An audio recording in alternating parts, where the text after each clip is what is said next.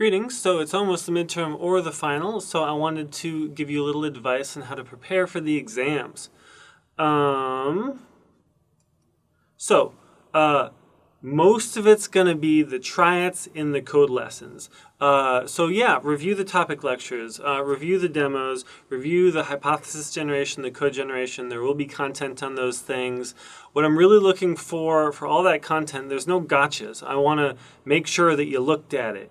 If you did the stuff, if you got the credit and you earned the credit, then you're going to get full credit on those things. These will be things that you remembered because you watched it. I'm not trying to trick anybody. I just want to make sure you did this content of the course. Now, the 80% is going to be the triads in the code lessons, and it's literally going to be variations on the triads in the code lessons. So if you did them in a real way that you actually understood them, then again, these are just transferring concepts. So overall, if you've done everything in the course correctly, you're going to get the credit. I'm testing ultimately for completion. I'm not looking that you're now a master of code, that you've seen a concept 2 times and now you can apply it in a way you've never seen before, or make some brilliant leap about always when this type of when this loop is applicable, or when this type of operation is applicable. I'm not looking for that. I want you to reproduce work that you've already done in a slightly different variation.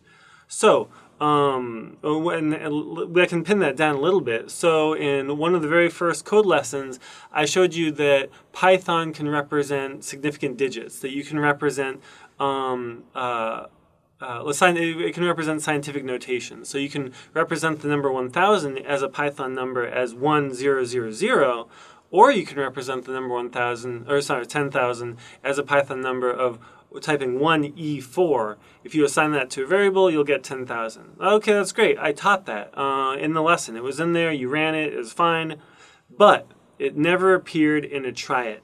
It never appeared as an example. I never quizzed you about what 1E4 means. Is it a number? Is it scientific notation? I never asked you to know that. Therefore, nothing about 1E4 is going to be in the exam. If it appeared in the triad, then you should study it, you should know it, you should be prepared for it to be in the exam.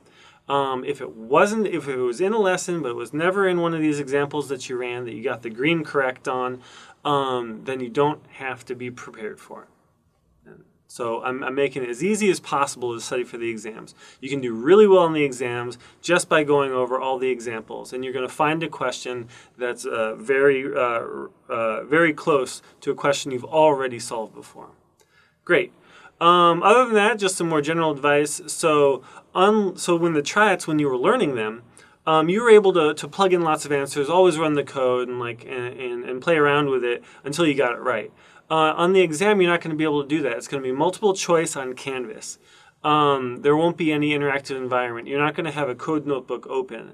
So make sure that make sure that all the triads you can solve, that you get the right answer to, that you got that answer not just by copy pasting running the code, but by simulating the code in your head, because you'll be simulating the code in your head in the exam.